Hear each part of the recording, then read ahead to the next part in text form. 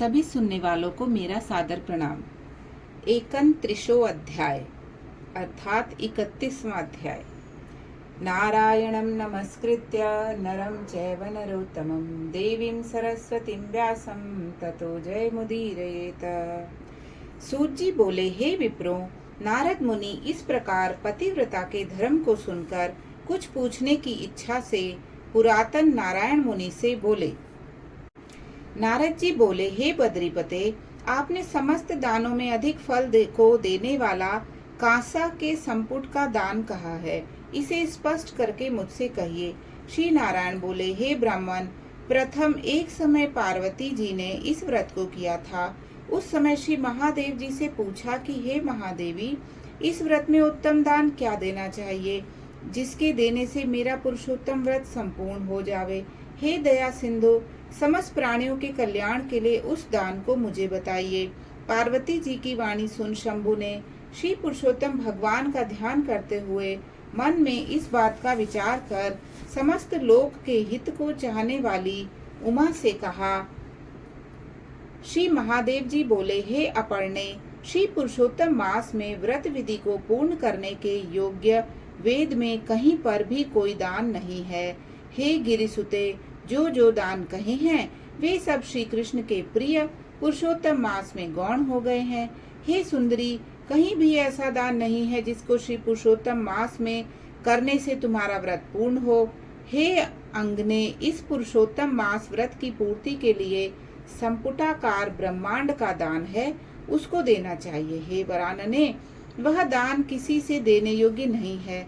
ब्रह्मांड के बदले में कांसे का संपुट बनाकर, हे प्रिय, उसके भीतर प्रसन्नता से 30 मालपुआ रखकर 7 तंतु से बांधकर विधि पूर्वक पूजन करके व्रत पूर्ति के लिए विद्वान ब्राह्मण को देवें। यदि विभव हो तो 30 संपुट देवें। धुर्जटी भगवान के उपकारक और सुंदर वचन को सुनकर पार्वती प्रसन्न हो गई। हे नारद, पार्वती 30 कांसे के संपुट को विद्वान ब्राह्मणों को देकर तथा व्रत विधि को पूर्ण कर अत्यंत प्रसन्न हुई। सूत जी बोले, हे विप्रलोक, इस प्रकार नारद मुनि नारायण की वाणी सुन अत्यंत तृप्त हो बारंबार नमस्कार कर पुनः बोले। नारद मुनि बोले, सब साधनों से श्रेष्ठ यह पुरुषोत्तम मास है। इसका उत्तम महात्म्य सुन मेरे को ऐसा निश्चय हुआ, केवल भक्ति पूर्वक श्रवण करने से भी मनुष्यों के महान पापों का क्षय हो जाता है, तो श्रद्धा और विधि से करने वाले का तो फिर कहना ही क्या है, ऐसा मेरा मत है। इसके बाद मेरे को सुनने को कुछ भी शेष नहीं रहा, क्योंकि अमृत से तृप्त मनुष्य दूसरे जल की इच्छा नहीं करता। श्री सूत जी बोले, मुनि श्रेष्ठ विप्र नारद जी इस प्रकार कहकर चुप हो गए और प्राचीन मुनि नारायण के श्रेष्ठ चरण कमल को नमस्कार किए। जो प्राणी इस भारतवर्ष में जन्म को प्राप्त कर उत्तम श्री पुरुषोत्तम मास का सेवन नहीं करते हैं, न ही श्रवण करते हैं, वे मनुष्य ग्रह में आसक्त रहने वाले मनुष्यों में अधम है। इस संसार में जन्म और मरण को प्राप्त होते हैं और जन्म जन्म में पुत्र मित्र स्त्री श्रेष्ठ के वियोग से दुखी होकर दुख के भागी होते हैं। हे द्विज श्रेष्ठ, इस पुरुषोत्तम मास में अमृत शास्त्रों को नहीं कहें, दूसरे की शैया पर शयन ना करें, कभी असत्य बातचीत ना करें, कभी दूसरे की निंदा ना करें, पराये का अन्न नहीं खाएं, दूसरे की क्रिया को नहीं करें, शठता त्याग, ब्राह्मण को दान देवें। धन रहने पर शठता करने वाला रौरव नरक को जाता है। प्रतिदिन ब्राह्मण को भोजन देवें और व्रत करने वाला दिन के 4 बजने पर भोजन करे। वे पुरुष धन्य है जो इस लोक में भक्ति और विधान से प्रेम पूर्वक पुरुषोत्तम भगवान का नित्य पूजन करते हैं।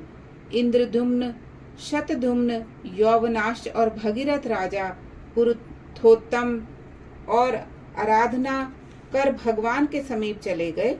इसलिए समस्त साधनों से श्रेष्ठ समस्त अर्थदायक पुरुषोत्तम भगवान का सब तरह से सेवन करना चाहिए। गोवर्धन धानी गोप स्वरूप गोपाल, गोकुल के उत्सव स्वरूप ईश्वर, गोपिकाओं के प्रिय गोविंद भगवान को मैं नमस्कार करता हूँ।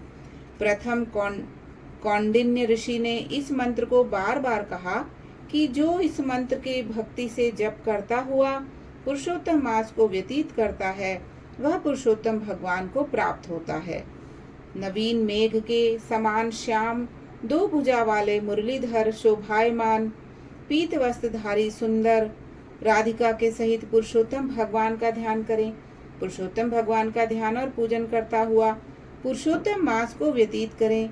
इस प्रकार जो मनुष्य भक्ति से व्रत करता है वह अपने समस्त अभिष्ट को प्राप्त करता है। हे तपोधन, यह गुप्त से भी गुप्त व्रत जिस किसी को नहीं कहना चाहिए मैंने भी किसी के सामने नहीं कहा। हे विप्रलोग, अभिष्ट फलदायक पवित्र इस पुराण को आदर पूर्वक सदा श्रवण करना चाहिए। एक श्लोक मात्र से श्रवण से मनुष्यों के समस्त पाप नष्ट हो जाते हैं। हे मुनि श्रेष्ठ, गंगादि समस्त तीर्थों में स्नान से जो फल मिलता है वह फल पुरुषोत्तम मास के महात्म्य के श्रवण से मिलता है। मनुष्य पृथ्वी की प्रदक्षिणा करता हुआ जिस मनुष्य को प्राप्त करता है वह पुण्य पुरुषोत्तम मास महात्म्य के श्रवण से होता है। ब्राह्मण ब्रह्म तेज वाला, क्षत्रिय पृथ्वी का मालिक, वैश्य धन का मालिक होता है और शूद्र श्रेष्ठ हो जाता है।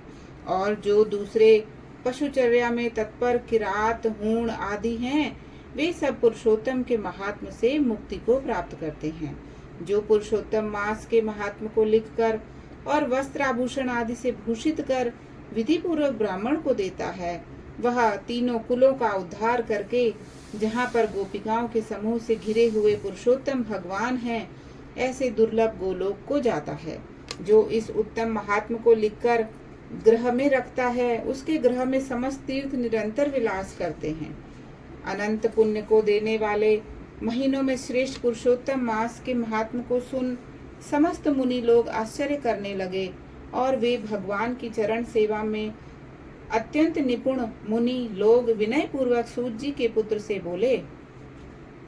श्री ऋषि बोले, हे सूत, हे महाभाग, हे महामते, तुम धन्य हो, तुम्हारे मुख से अमृत पान कर हम सब अत्यंत कृतार्थ हो गए। हे सूत, हे पौराणिकों में शिरोमणि, तुम सदा चिरंजीवी हो।